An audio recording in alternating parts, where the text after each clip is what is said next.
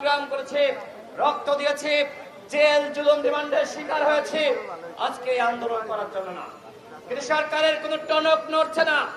সরকার সাধারণ মানুষের যে অনুভূতি, সাধারণ মানুষের সেন্টিমেন্ট বোঝার ন্যূনতম চেষ্টা করছে না।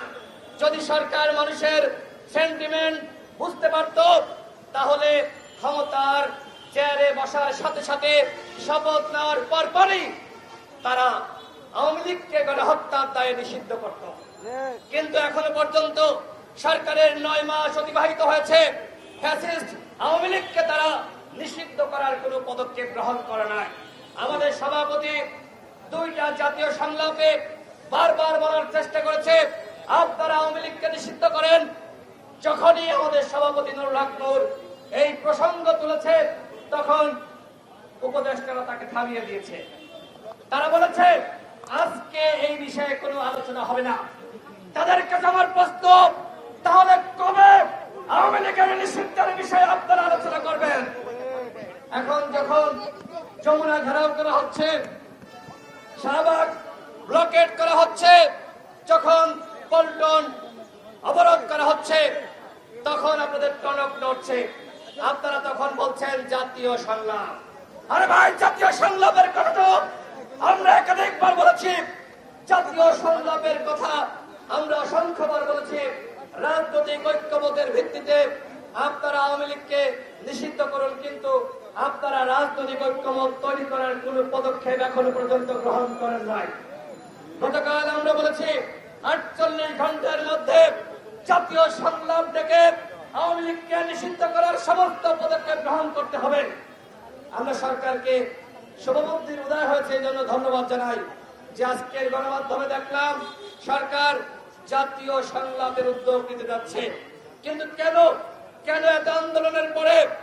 আরেকটি বিষয় আপনাদেরকে বলতে চাই, এই যে এনসিপির নেতারা তারা যমুনা ঘেরাও করলো কেন, কি কারণ?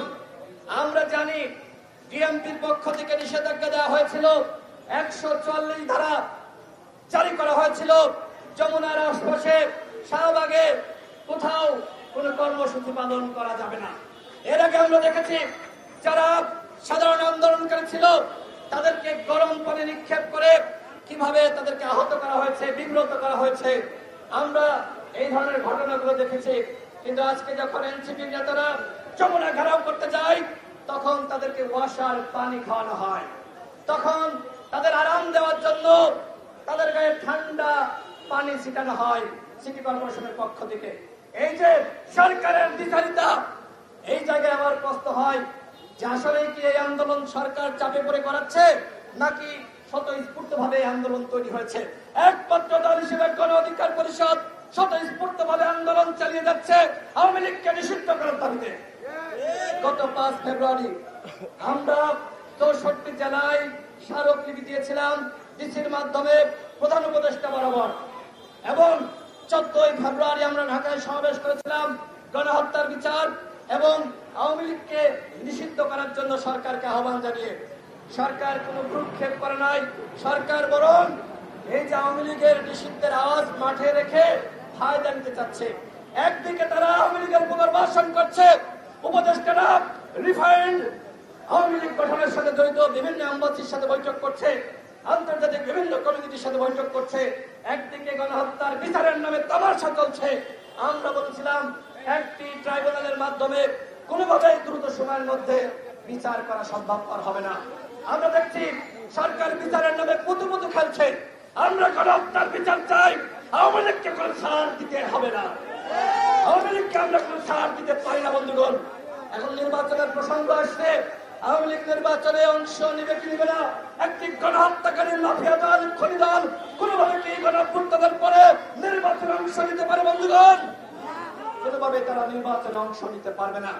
প্রধান উপদেষ্টা হোক আর যে উপদেষ্টা হোক, যদি কেউ বলে আওয়ামী লীগকে তারা নির্বাচনে নিবে, তাদেরকে জনগণ জবাব দিবে। উপর দাঁড়িয়ে আপনারা সরকারে বসেছেন, আরামে এসে জীবন কাটাচ্ছেন, সরকারি প্রটোকল গ্রহণ করছেন, আর জনগণের সাথে তামাশা করছেন।